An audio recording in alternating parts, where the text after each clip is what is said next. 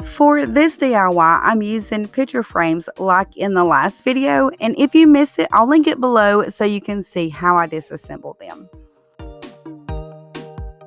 The ones that I'm using for this project is smaller. These are the 4x6 frames, and of course, they're the ones that have the easel in the back. Now, if you're new to taking frames apart, I do want to strongly encourage you to wear gloves. The little metal tabs in the corners are pretty sharp and they can scratch you. We're going to start with the frames are already disassembled. We're going to transform each of the frames into a triangle shape. So you're going to need 2 long pieces and 1 short piece per panel. Just place these in the shape of a triangle and they should all be facing in or towards each other. Your angles on the ends should line up and be seamless. If not, then your frame is simply facing the wrong way, so just flip it and fix it. Glue in space isn't very large, so just add glue to the end of one of the long frames and place it where it fits up on its side and it's touching the small frame. Once you've got it in place, just set it down on the table, let it lay flat, and then do the other side. And you don't want to move it a lot after it's just been glued. Just let the frame sit and allow the glue to grab and dry for several minutes. Then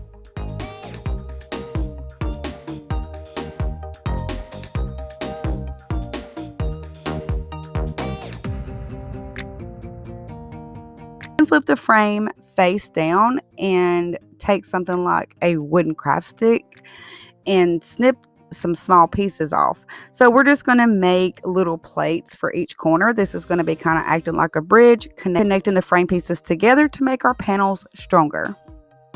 You can use cutters or scissors. I just cut these off as I went in triangle shapes because I had one corner to kind of hold on to while I added glue. I use a pretty good amount of hot glue here and go over the top of it as well, and then I let that totally dry and set up.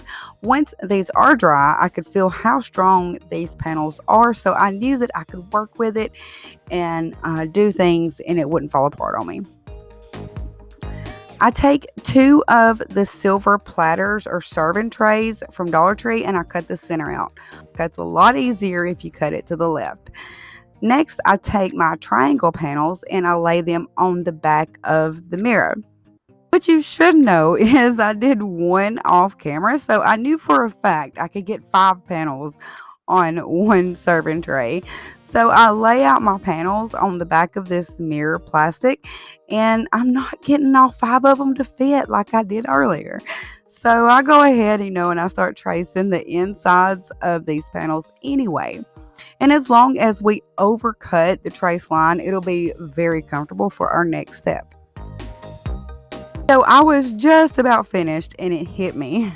I should have just traced and outlined one of these and cut it out and had that as my template to do the other ones. I did it the hard way. Maybe I'm not the only one that this kind of thing happens to. Let me know if you can relate. So once I had 10 triangles cut out, I started gluing them to the backs of the frames. And your triangles, they just need to be rough cut. It was a lot easier gluing the bigger mirrors because I could add glue towards the back of the frame. When adding glue towards the front, it made it show up on the other side. Not every time, but it was a possibility. So it's best to get your mirrors a little big. You want to use a strong adhesive for this part. Heat from the hot glue will cause the mirrors to melt and disfigure and have these little dimples in it. Also add some small strips of duct tape to the backs and around the edges just to ensure it doesn't move while it's drying, and that way I can continue to work on my project. I stack these face down and on top of each other as I go, and I continue to add weight to the very top, that way they dry flat. I use adhesive diamond wrap from Dollar Tree to trim the inside. I just cut these in single strips and then I go around the inside and the corners to give this a nice, neat finished look.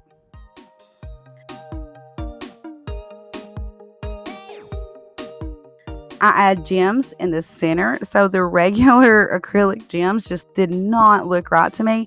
I don't know, I just felt like they were too big and overpowering. So I used some smaller gems, and these are some that I purchased at Michael's. I found some identical to these, so I'll link them below. And if I would have thought about it, I have plenty of those clear jot gems from Dollar Tree, and those would look really nice with this. And other idea is you could do like some single strips throughout each one of the panels. That would look really nice as well. So I start to lay these beside each other to create my design. And if you lay these edge to edge, it will effortlessly create a perfect circle. Well, maybe not a perfect circle. You may have to adjust it a little as you go, but you can eyeball it. I flip each panel over face down and I begin gluing. Just remember to avoid getting hot glue on the backs of the plastic mirror. Then I glue a craft stick over each seam where they meet. Here I use a good amount of hot glue for this.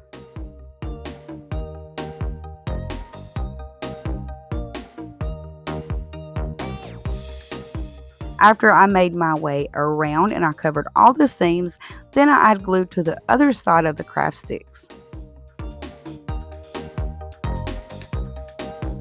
And then I place somewhat of a round foam board on the back. This is just a random piece of foam board that I've had. So I just decided to use it. I had that on the back. I just placed some heavy stuff on the back of it and I let that sit and dry for several minutes and then I flip it back over. I have 4 Jenga blocks that I previously glued together for another project a couple of weeks ago. I'm going to use that block of 4 and I hot glue that in the very center to the foam board. Then I add 2 partially cut craft sticks on top of that block.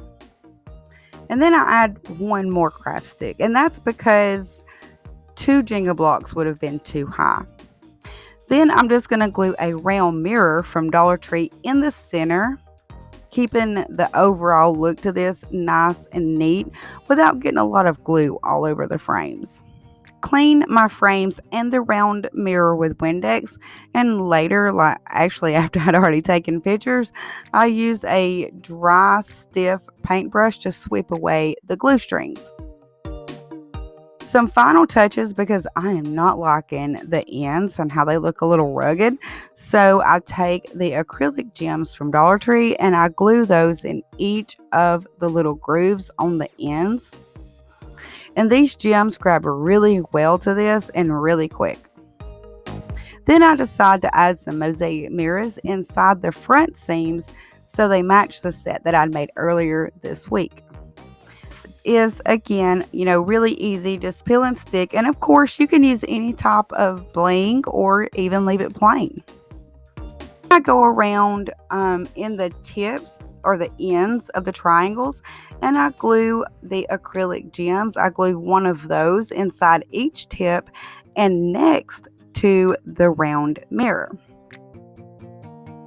To hang this, I just flip it over, and because it's so lightweight, as you can see, I glue a bent can tab on the back with a lot of hot glue, and I just let that sit and harden. So after a few hours had passed, I hung it on the wall, and this is the final result. And if you like these DIYs using picture frames, I created a playlist with some old projects on there as well that you may have missed. These are all DIYs I made with Dollar Tree picture frames. And I have a poll question at the top of the screen if you want to click it and take a couple of seconds to answer it and let me know what type of DIYs you prefer or that you enjoy most. I will definitely consider that and try to plan around what you're more interested in, or you can just leave it in the comment section. If you enjoyed this, learned something, or you're inspired, please take a moment to give this video a like. Your feedback really and truly helps me plan future videos. See you Wednesday with another DIY. Since my friend.